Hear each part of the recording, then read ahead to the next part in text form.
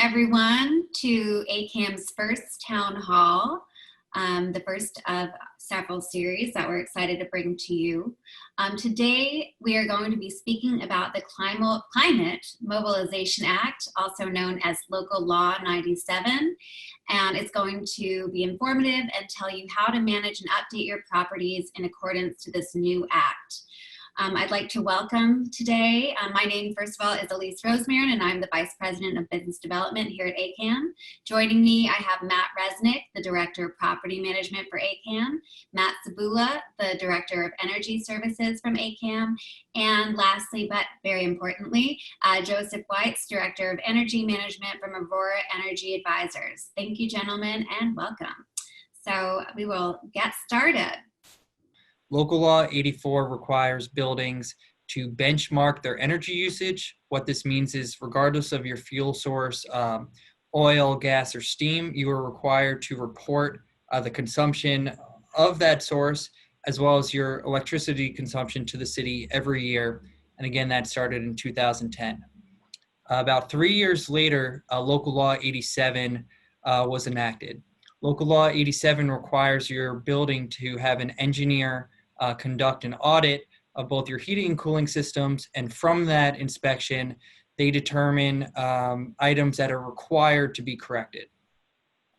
Last June in 2019, the Climate Mobilization Act was passed, and that had two main components: Local Law 95, which actually applies a letter grade to buildings based on their energy efficiency, similar to a grade posting of that of a restaurant in a prominent location by your main entrance. And finally, Local Law 97, which actually sets thresholds for buildings in which they allow certain greenhouse gas emissions, their associated fines, and it's the most controversial of these laws. So as you see, the city had implemented energy-related local laws for a number of years. However, with the passing of the Climate Mobilization Act, the data that the city has been collecting over the years will now come into actual use, and it can have financial ramifications to your property, which is why we wanted to get on this webinar today and kind of dive into each one of these local laws and give you an idea of how it affects your property and what you can do going forward to better your scores and make sure that your buildings are not facing penalties. So we have Joseph Weitz from Aurora Energy with us today. He has a very, very extensive knowledge of the AKAM portfolio, has worked with many of our buildings. So I'm gonna let Joseph take it on from here, and he'll go over each one of these local laws and explain how each one of them works and what it entails. Thank you, Matt. Like Matt mentioned, we are in year 10 of the benchmarking cycle.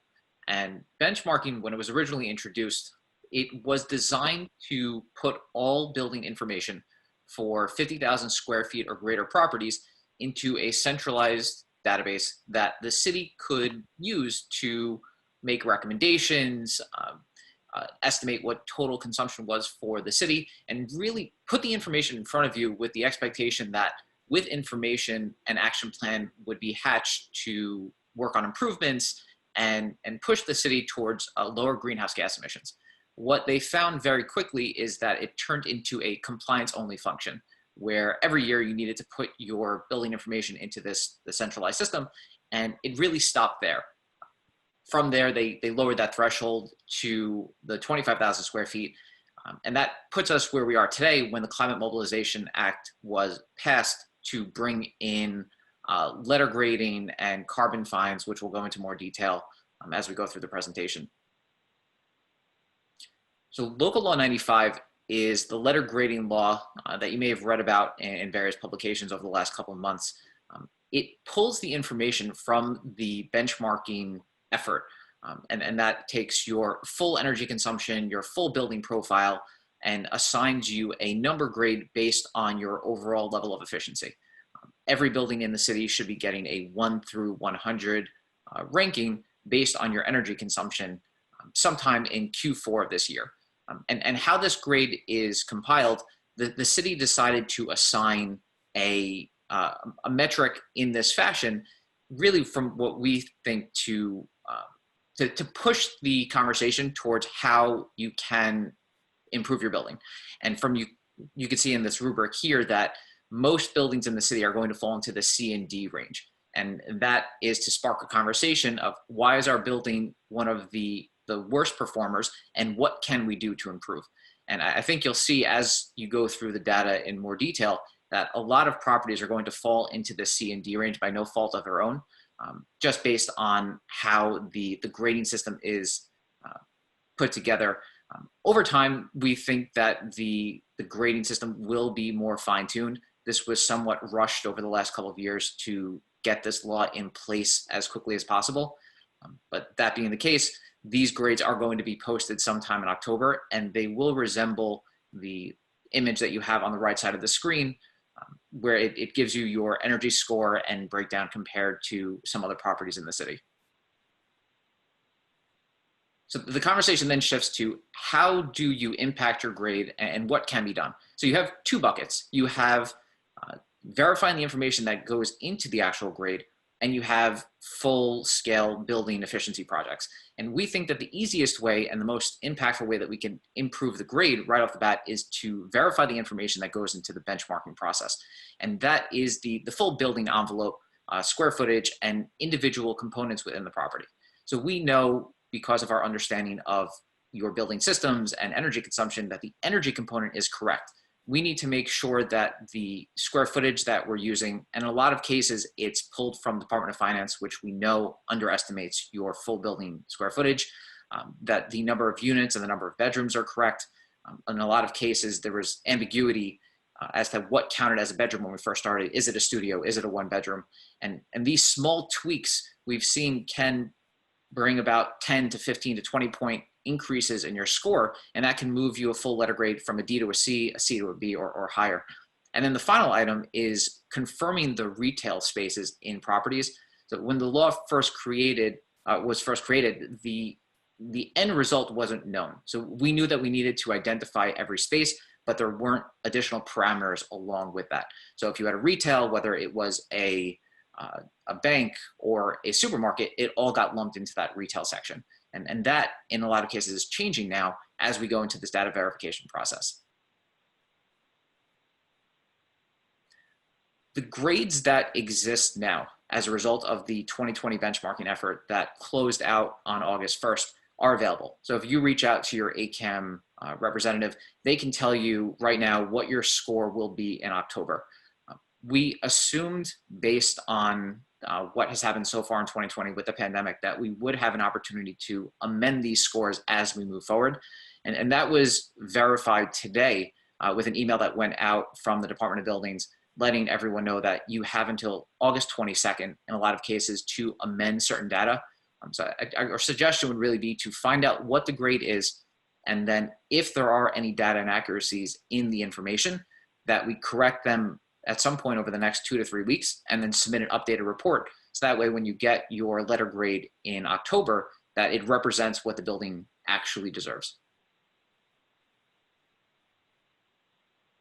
And over the last couple of months, we went through this verification process with a number of the properties in the portfolio.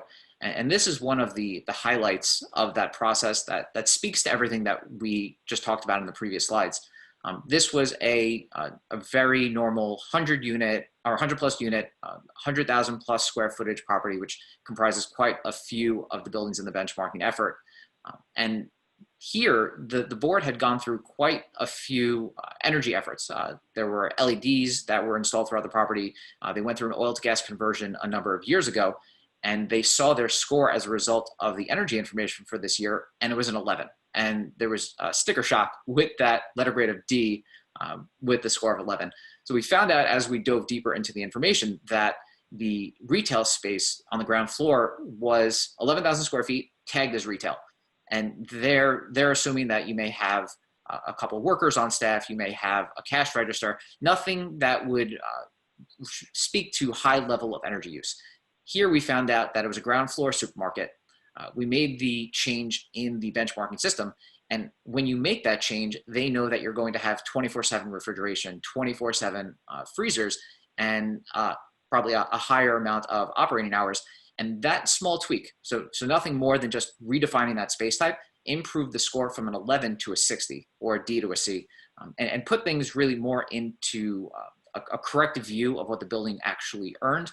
And now we can have a conversation with real information of how do we boost the C to a B and to an A. And this is a visual representation from the portfolio manager site where benchmarking is completed, where you can see that the score improved from an 11 to a 60, but all of the other information, the square footage, the natural gas use, the electric use, and the greenhouse gas emissions, that all remain the same. So it's really back-end tweaks to the building information alone created the increase in scoring. And that takes us to probably the more controversial law, as Matt mentioned, Local Law 97, where not only are you going to have this letter grade that exists, but now there's a financial impact to what benchmarking is doing and what your building is going to face as a result of the Climate Mobilization Act. So here, there's going to be different thresholds for different space types within a property that are assigned a carbon allotment. So if you have a multifamily square footage, that's going to be one number, or if you have a supermarket, that's another. And we find that on average, buildings within that first tier threshold, so there are going to be different tiers as we go out all the way to 2050 with the city's 80 by 50, their goal of reducing carbon emissions, that 20% of buildings are going to see some type of fine. That could be anywhere from $1 to $100,000, mostly on the low end, but some higher.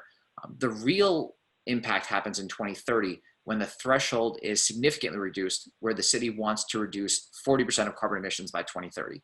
Here, 80% of buildings on average are going to see some type of fine, and some are significant, even if everything in the building is running really at near 100% efficiency. And this law itself is still in its very early stages. A lot of the let's say the enforcement and the thresholds are going to be vetted out, but this, as we know it, is the law, and we have to work with what we know. So the understanding of this is what my building is going to be faced with a fine in the first threshold, the second threshold, and what needs to be done immediately or long term to make sure we fall underneath that penalty status. And just like Local Law 95, the data accuracy here is key.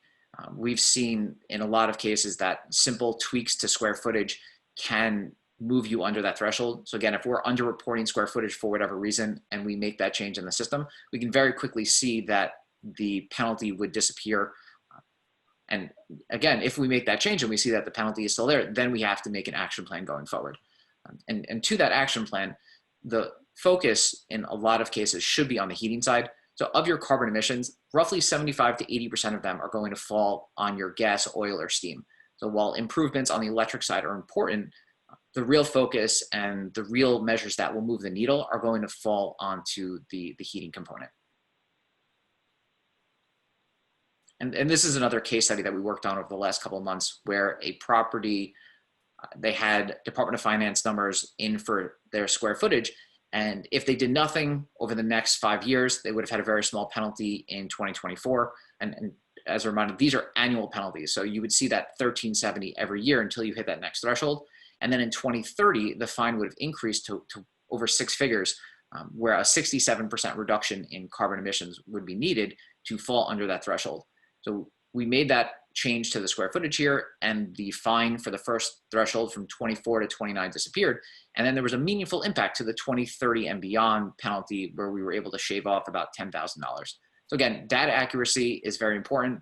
And then beyond that, once you see what the fine will be, is an action plan or a capital plan over the next couple of years to how you can reduce by changing systems and measures within the property.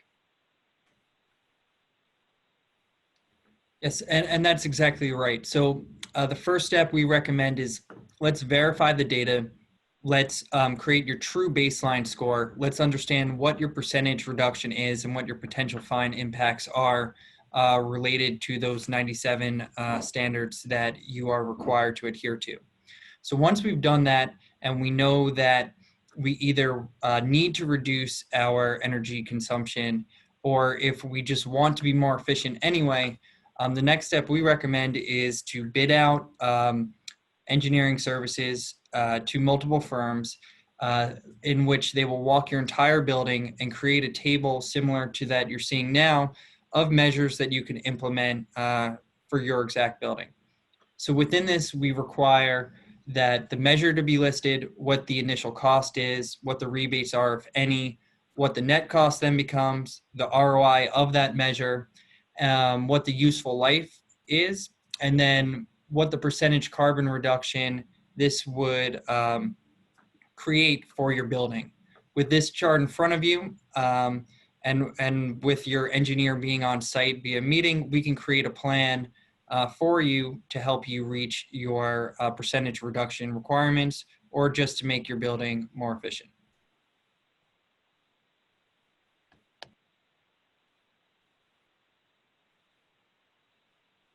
All right, so now we're going to start our questions from the audience portion. All right, so I just got the first question is, my building doesn't have commercial space. How can we change the score just based on data? So in a situation where you're only looking at multifamily space, the verification process is pretty straightforward, where we're only looking at square footage and on a simpler level, number of units and number of bedrooms. The portfolio manager system is only looking at those three things for a multifamily property. So the verification process is very straightforward. Great. Okay, what tends to be the easiest projects that have the largest impacts? Installing LED lighting is one very easy way to make an impact. We also recommend that you seasonally tune your boiler and heating and cooling systems, install weather stripping, sensors, and there are some other easier projects that Great. Okay. We don't own the commercial space or garage. Is that included in our score? So unfortunately, yes. The city is looking to drive meaningful change for the entire building envelope. And if they excluded the commercial space, in a lot of cases, the building would be in the air for a number of years. So they're forcing the majority owner of the property to a certain extent, take ownership of the commercial space and have conversations with their commercial operator as to how they can improve their scoring as well. It's a one score for the entire building, regardless of what other spaces exist. Okay. When will the letter grades be posted? So as of today, and based on what we know from the city, the letter grades will be coming in Q4 of 2020. We are expecting it to be sometimes in October this year. Okay. Are the scores seasonally adjusted for harsh winters and warm summers? So the benchmarking system has a weather normalization function where they are going in and looking at heating degree days, cooling degree days for every locale across the United States. So yes, the Energy Star scores are weather normalized every year going forward. Okay, great. How does a city steam system impact the carbon footprint rating? So last year, Con Edison put out a mailer for all of their steam customers to let them know how steam exists relative to gas, oil, and electricity, kind of as a piece of propaganda for themselves, so that people who are paying quite a bit for steam understand that they're in the best position in terms of heating. So steam is 15% more efficient than gas in terms of greenhouse gas emissions, roughly 40% for 2 and 4 oil, and about 50% compared to electricity. So if you're on steam, your greenhouse gas emissions should be lower than a similar building on any other fuel source. Okay. Are the city and state considering additional tax incentives or grants to assist residential buildings with these mandates? Sure. So although we only touched upon Local Law 95 and 97, there are other laws included in the Climate Mobilization Act. One of them is Local Law 96, which establishes a Property Assisted Clean Energy Financing Program, or a PACE program. And that's basically financing which would be allocated to properties looking to improve the mechanics of the buildings or do any sort of energy efficiency measures. The terms and the rates of the financing will vary based upon the project that the building would be undertaking. Great. All right, got some more questions from the audience. All right. What is or when was the baseline energy usage recorded that the future decreases are calculated from? So benchmarking being an annual process, every year you receive a new baseline. So it could be that this year your score is hypothetically a 75. Next year it can increase or decrease. And similar to the way that the carbon fines are calculated, that you may be in the clear in year 2020, but 2021 comes along and maybe a commercial tenant increases their usage. So the baseline is constantly reset. That's why it's important that in theory, you're well under these thresholds so that you're not surprised come 2025. So for square footage, what data is best to rely on? So we use the Department of Finance number kind of as a baseline because we know that it does not include kind of below grade space or other ancillary space types that may not exist maybe on the offering plan or something to that effect. So I think the recommendation is to start with the offering plan and see what that looks like relative to the number through the Department of Finance. And then we can go from there and figure out what the best number is to use. Yep, and to further elaborate on that point, we work hand in hand with our property managers and resident managers for all data verification. They really know your building best in terms of bedroom count and obtaining the proper square footage. Okay, from the description below, ground space wasn't included. Does that mean basement garages are not counted negatively? So below grade space should be counted. And in a lot of cases, that's going to be some of your lowest usage space or square footage within the property. So it should be included. You'll receive a benefit for having that square footage counted, but you'll have more carbon to spread, or you'll have more square footage to spread the carbon across. So it should be counted and you're likely going to get a benefit from it. Okay, for a building that uses district steam for heating, what type of projects could be done to reduce energy consumption for heating? So one, we'd want to evaluate your steam traps. We'd also want to look at insulation, make sure that maybe we install a heat timer control system that runs off the interior building temperature as opposed to the exterior. So every building is unique, the systems are unique.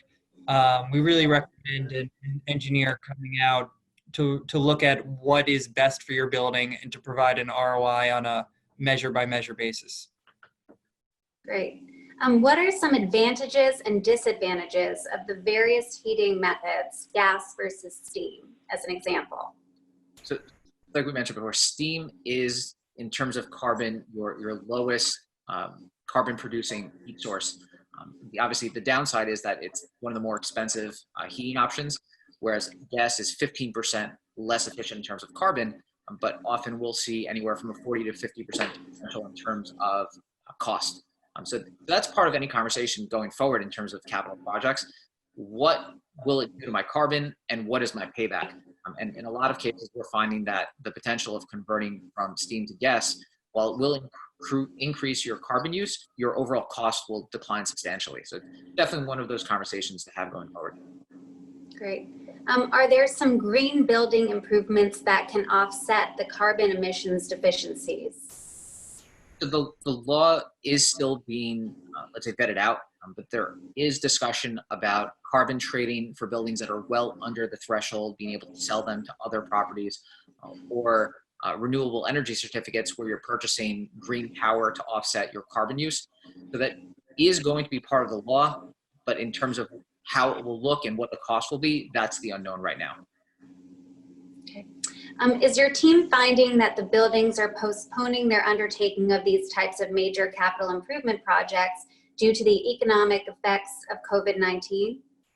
Sure. So at this time, we've actually seen an increase in using this time in which construction isn't as active for planning and to put together a plan to get below the upcoming thresholds in 2024 and 2030. Okay. Is it true that city-owned residential buildings are exempt and can be used as, as energy energy efficient as they want? Pardon me. So the law was created, and in a lot of cases to placate a lot of the real estate groups, that as long as you have one subsidized unit, you're exempt from carbon fines. I think that's generally accepted that if they keep that in place, including all city-owned buildings, that none of the carbon targets will ever be hit.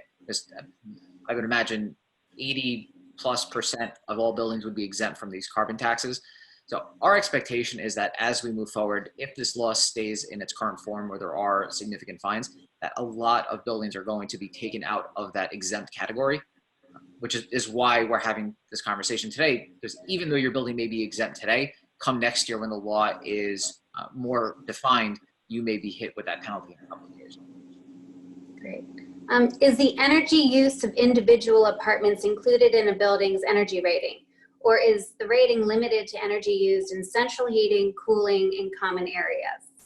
So when benchmarking first started, Con Edison, National Grid, PSE&G, they created an aggregate data profile where you're able to download full energy building consumption. So that pulls in every rate class for every therm, every kilowatt hour for the entire building. So in-unit and common area are all included in this rating. Okay. Someone had a follow-up question to the original question. If the residential space do not own the commercial spaces, from what they understand, the owners of the commercial spaces and the residential space have to work together to increase the grade. How does that work, and what do you recommend in that case? So that's the conversation about how the lease is structured, I believe, in terms of the commercial space, or I guess in this case it would be their owner space. It's somewhat unknown right now. I think the thought is that everyone should be doing whatever possible to increase their efficiency.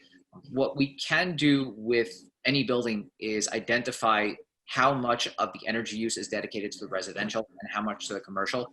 And having that information and seeing maybe the commercial space is using an equal amount as the full building, that's the conversation to have with the commercial operator, that they need to really drive the change, because the building itself is efficient, but the commercial space is high use, and by no fault of their own, it's just what the purpose of the space is. So I think diving deeper into the data would help answer the question. Okay. Are there benefits to converting apartments from commercial to residential space, like doctor offices, or converting in the opposite direction? So the problem with the law as it stands is that we're 95 first and then 97. And for local law 95, there are certain space types that can't be counted to give you a grade. So if you have a medical office that's less than 5,000 square feet, it can't be counted for the full building and still receive a letter grade. So that has to be moved into the largest space type. So for right now, converting that space probably wouldn't result in any impact until the portfolio manager system is better set up to account for these changes. The portfolio manager was created as a centralized database to track energy use for any purpose in North America. It wasn't designed for benchmarking.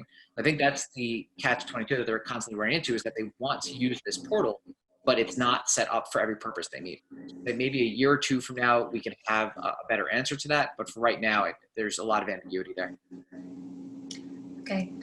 Does it matter how many people live in each unit, and do apartment combinations help? So we find that population density is usually a benefit, and in that they're assuming that the more bedrooms you have, the more population exists within a building. So the greater the number of units, the greater number of bedrooms, we find that the score improves. So apartment combinations may work to your detriment at times because you're lowering that number. But I would say the higher the number for bedrooms and units, usually the better off you are. Interesting. Is efficiency or improvements based on what is expected of the building, or is it made based on historical usage of the specific building itself? This person has made efficiency improvements in their building in the past few years. So in other states, the benchmarking process and this carbon fine is set up to compare you to yourself, which is probably the best way to do it, because it shows an improvement on your end. If you're, let's say, an inefficient building, but you increase your score by 20 points, that shows a meaningful impact in grade. Here, they're using a data set from, I believe, a number of years ago to set these thresholds. So you're being compared to the whole as opposed to yourself. Okay. What are the eligibility rules for the PACE financing, and what are the terms of this financing? Sure. So any commercial or multifamily unit, which is 3 units or more, is eligible for the PACE financing program. The terms will vary, like I said, based on the extent of the project that the building's undertaking. But some of the loans that I've seen personally are anywhere between 20 to 30 years. Can we offset carbon usage by purchasing green power? So yes and no. So right now you can purchase green power via renewable energy certificates from a location outside of New York. So a lot of the times these are wind farms or solar farms out west that you can retire your equivalent amount of energy by purchasing. For a small incremental increase, we're talking about 1/10 of a penny per kilowatt hour. Until I believe there is renewable power within the state, so a direct impact New York to New York, that is not possible, but that is being worked on right now. Even though there's probably a lot of doubt that they'll be able to create enough green power to have it access to everyone. That if every building wanted green power, that they could purchase it, but it probably won't work under the law the way everything is set up. Okay. How would a CHP system using natural gas as its energy source affect the emissions under the CMA? Sure. So CHP stands for, combined heat and power. And so a cogen or CHP unit actually uses one engine to produce both heat and electricity. So you should be able to reduce your electric consumption, from Con Edison by being able to generate it via, in this case, a natural gas source. Our buildings need new windows. What impact might we expect on our scoring? Any recommendations for most efficient window type? Say from what we've seen, and maybe Matt can confirm it in his experience, windows are more of a function that needs to be changed after its useful lifespan than trying to obtain an improvement in your overall energy efficiency. So there will be an efficiency factor, but it will be relatively small compared to some other measures. Okay. I'm sorry, that is correct, but there are actually some rebates available for certain windows, so it would be best to work with your engineer architect and really specify and go through that process to understand what you might be able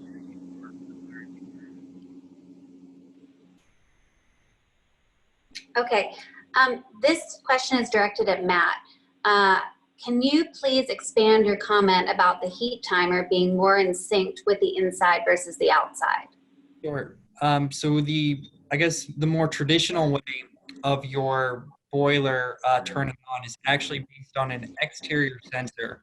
So whether it's 80 degrees inside the building, if it happens to be 32 degrees outside, your boiler is going to call for heat regardless of that 80-degree internal temperature.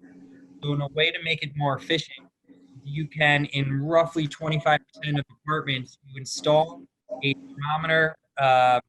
It's no bigger than a cell phone, typically within 10 feet of an apartment wall. It then takes that 25% of all the sensors being read at one time, throws out the highs and lows, and actually calls for heat based on what the internal temperature is. And we tend to see about 10 to 15% reduction of consumption just by going off of internal temperature to call for heat as opposed to an outdoor sensor.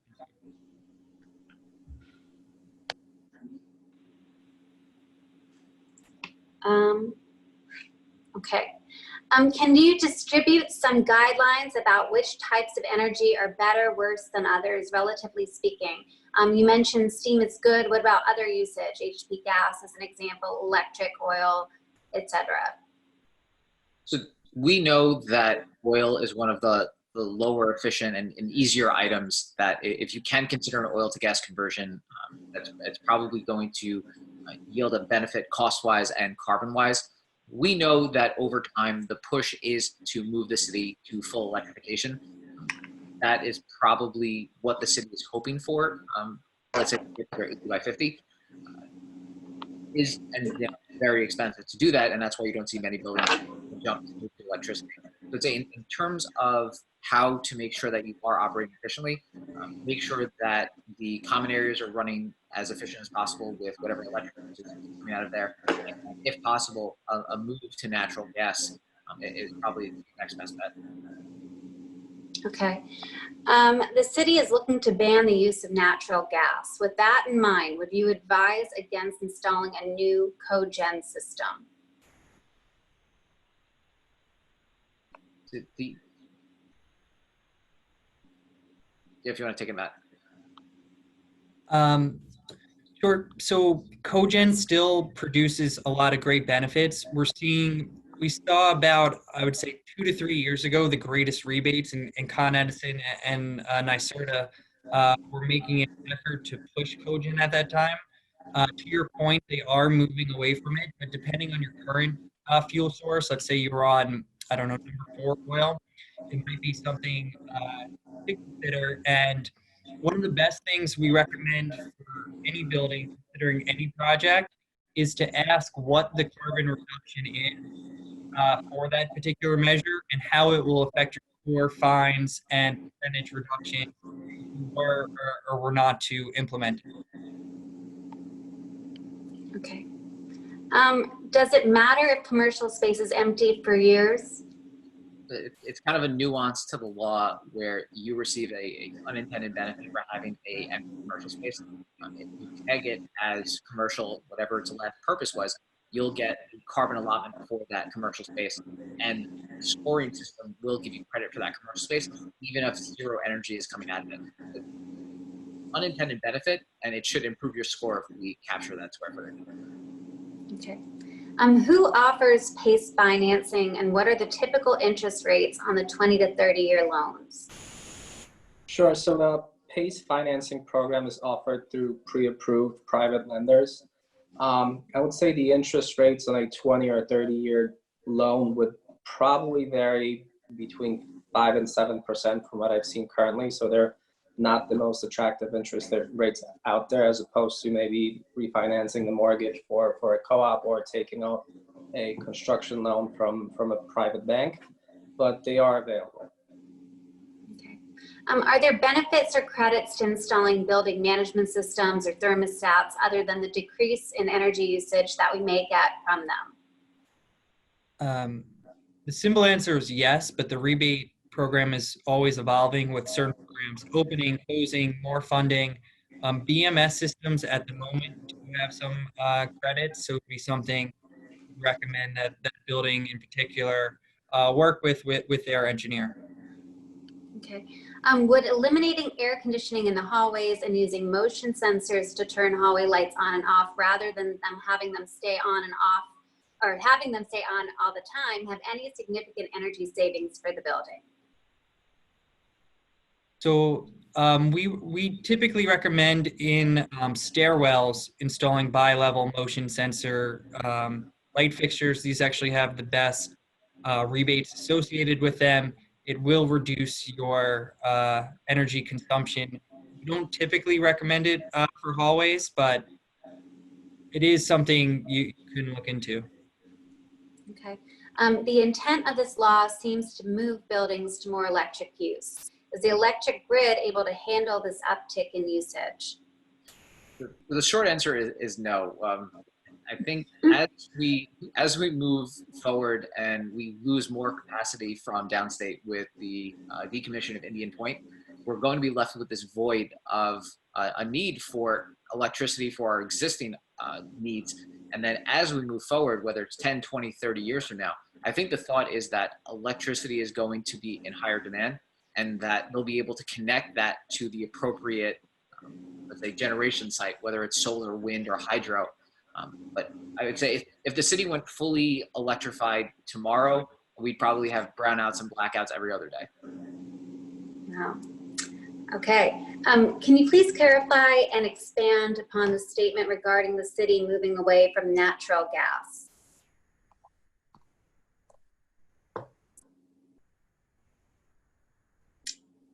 Sorry, so we're at the moment we're seeing less rebates associated with conversions to natural gas. There are some rebates available for reducing gas consumption, but we're able to tell what the city really wants to do and the state by how much money they're pumping into certain rebate programs. And at the moment, they're pulling back from natural gas and moving to, as Joseph stated, electric, because in theory, that electricity will in the future come more from solar, wind, and other green sources, and thus be cleaner. I think we're having problems hearing Matt. I'm sorry, I can repeat that if you're Okay. trouble hearing. Essentially, and forgive me for those who could hear, is that we're able to see what the city and state want to do by how they fund their rebate and grant programs. And through that, we're seeing them move away from natural gas projects. There are not nearly as many rebates as there were a few years ago for them.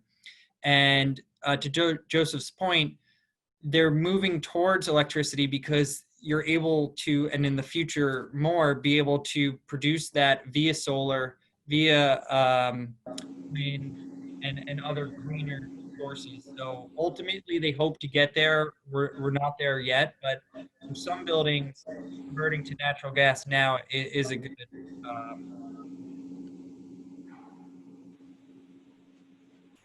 Okay. Thank you. Does having outdoor green space provide any benefit? So it depends on how the green space is set up. The law doesn't allow for outdoor terraces to be counted as part of your building square footage. But depending if it's a courtyard in the middle of a complex of buildings, or maybe a rooftop green space, that's kind of a gray area where we may be able to get away with including it. Okay. Is cooking gas going to be affected? So in the short term, no, I don't think there's going to be an easy way or a way to force buildings to convert from gas to electric cooking. And that usually represents a very small percentage of the overall gas use or energy use within a property. So it's a short term, no. Long term, just like we're talking about everything else, there's going to be a push away from gas on electricity. Got it. Okay. Commercial space owned by condo sponsor filled by 2 restaurants. Will there be a way to divide and fine proportionately? So when we're looking at how to allocate fines, we need to understand where the energy is coming from. So when we get to a point where we're trying to allocate who needs to pay what and what the fairest way to break it out is, we need to look at the energy in the profile, figure out where it's coming from, and from there we can figure out where the fine should be directed. Great. Thank you for everyone's thoughtful questions. If we didn't answer any of them and you think of anything in the future that you want to have answered by our esteemed panelists, please email us and we will be happy to get back to you very shortly. All right. So I guess your next steps will be to get your Climate Mobilization Act action plan. Please follow up with all of your property managers regarding any future questions that you might have regarding the Climate Mobilization Act. I'd like to thank our panelists for tonight for this really educated discussion. I think it's going to be a huge impact on all of our buildings in the next few years. And we at AKAM want to thank you for your time. Thank you so much and have a great evening. Be safe.